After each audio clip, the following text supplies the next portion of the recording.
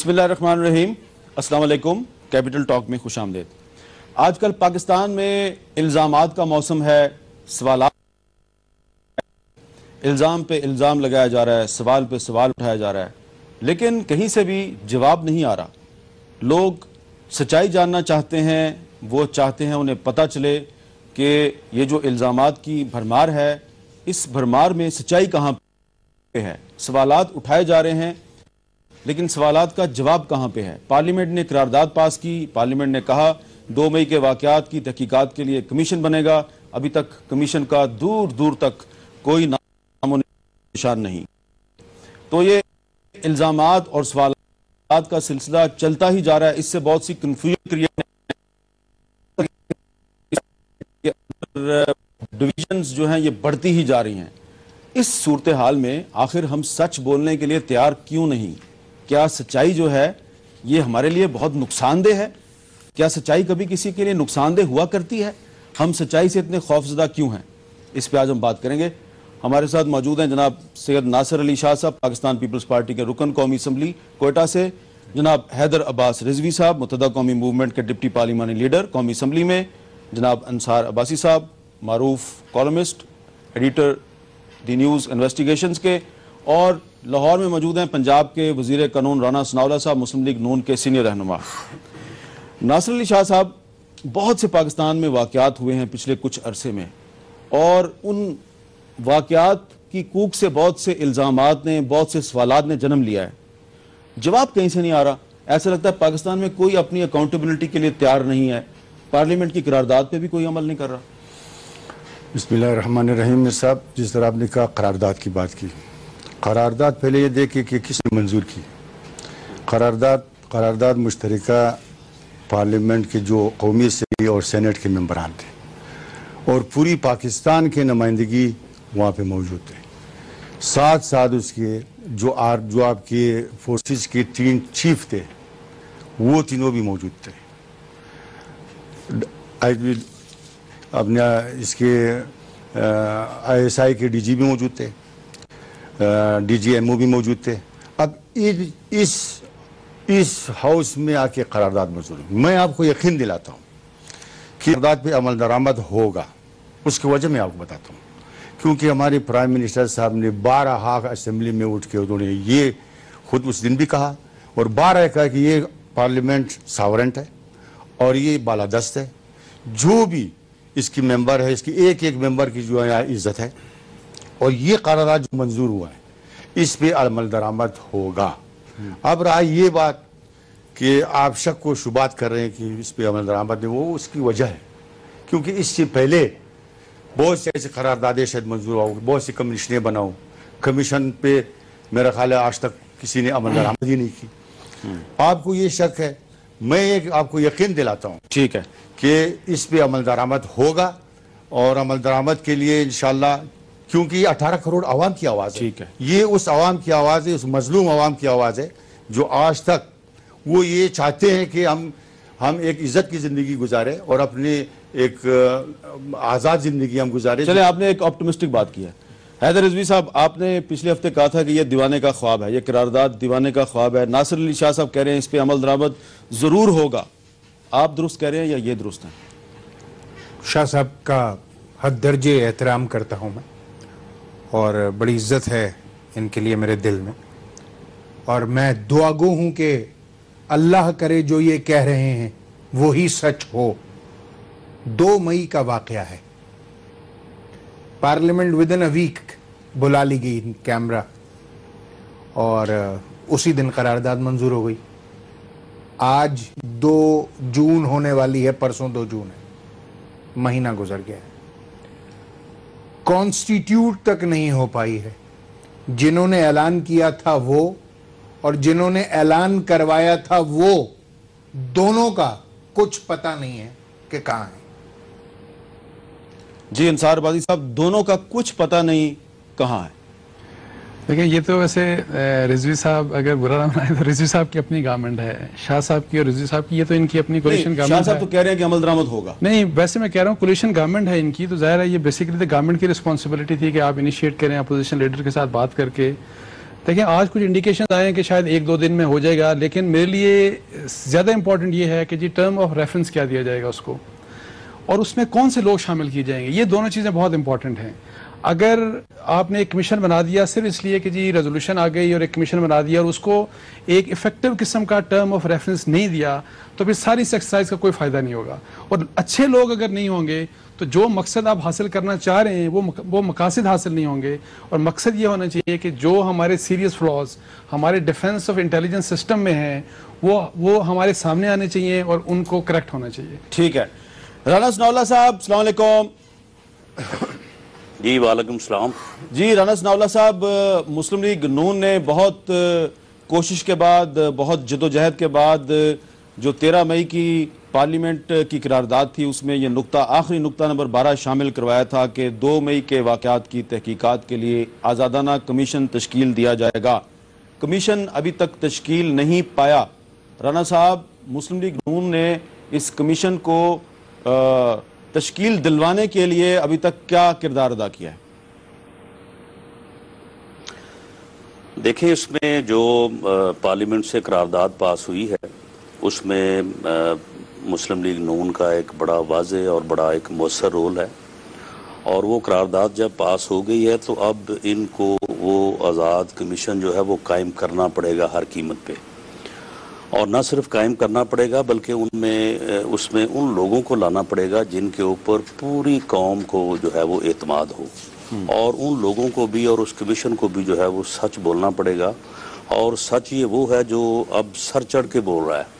2 مئی کا سچ جو ہے یہ پوری قوم کو پتا ہے کہ وہ کیا ہے، اور اس سے پہلے 9/11 کے بعد جو واقعات ہوئے ہیں، جو فیصلے ہوئے ہیں، جن کی وجہ سے ہم آج اس جو ہے وہ نوبت کو پہنچے ہیں، وہ سچ بھی جو ہے وہ ہر جو ہے وہ پاکستانی کے ذہن میں موجود ہے، اس کے سامنے موجود ہے. تو معاملہ صرف یہ ہے کہ موجودہ حکومت جو ہے اس میں سارے کولیشن پارٹنر جو ہیں یہ بالکل شامل ہیں ہر طرح سے. اب یہ کوشش یہ کر رہے ہیں کہ کسی طرح سے جو ہے ہیلے بہانوں سے جو ہے اس کمیشن میں جو ہے ان لوگوں کو لایا جائے جو اس سچ کو تھوڑا بہت جو ہے اس کو جو ہے وہ رول کر کے جو ہے وہ لوگوں کو بتانے کی پوزیشن میں ہوں، یا جس طرح سے عباسی صاحب نے کہا کہ اس کے ٹرمز آف ریفرنس جو ہے ان میں کوئی جو ہے وہ فرق لایا جا سکے. یہ اب یہ چھوٹی موٹی ہیرا پھیری کی جو ہے وہ کوشش یہ کر رہے ہیں. باقی یہ کمیشن تو اب قائم ہوگا، اور رانا صاحب یہ سچ جو ہے یہ بالکل اب چھپایا نہیں چھپے گا. اوکے، آپ نے کہا کہ یہ سچ چھپایا نہیں چھپے گا، اور آپ نے کہا سچ سر چڑھ کے بول رہا ہے. ناصر علی شاہ صاحب، میں چاہتا ہوں کہ آپ کو الطاف حسین صاحب کی ایک تقریر کا کلپ سنواؤں. وہ بھی کچھ دعویٰ کر رہے ہیں کہ اصل سچائی یہ ہے. تو سچ اصل میں کیا ہے جو الطاف حسین صاحب کہہ رہے ہیں؟ کیا یہ بھی ایک سچ ہے جو کہ سر چڑھ کے بول رہا ہے؟ سنیے ذرا. بدقسمتی سے کہنا پڑتا ہے کہ میڈیا موجودہ حالات کو بادشاہوں کے زمانے کی طرح بٹیرے لڑانے کا کردار ادا کر کے محسوس ہوتے ہیں، اور مسئلے حل نہیں ڈھونڈتے، قوم کی صحیح رہنمائی نہیں کرتے. نہیں، یہ ایک کلپ تھا. انہوں نے کہا تھا کہ ہماری جو فوج ہے وہ خراب نہیں. ایک اور کلپ ہے، وہ بھی سنتے ہیں. روایتی باتیں سنتا رہا، امریکہ کا کچکول توڑ دو، دیکھ لینا چھوڑ دو، ڈرون حملے بند کرا دو، فلاں کر دو، فلاں کر دو. وہی روایتی باتیں یہ غیرت مند قوم کی طرح قوم کے رہنماؤں نے ان کی رہنمائی نہیں کی. جی، یہ تھا کہ وہ کہہ رہے ہیں کہ یہ جو سب روایتی باتیں ہو رہی ہیں. ہم کوشش کر رہے ہیں کہ جو اصل کلپ ہے اس تک پہنچے. لیکن آپ کا کیا خیال ہے کہ اس جو تقریر ہے الطاف حسین صاحب نے، اس تقریر میں جو باتیں کی ہیں کہ یہ سب روایتی باتیں ہیں کہ ڈرون حملے روکو، یہ کرو وہ کرو، یہ سب روایتی باتیں ہیں؟ دیکھیے میر صاحب، آج تک جو ہماری فوج کی جو روش رہا ہے، جو اس کی عمل رہا ہے، وہ آپ کو کیا دکھا رہا ہے؟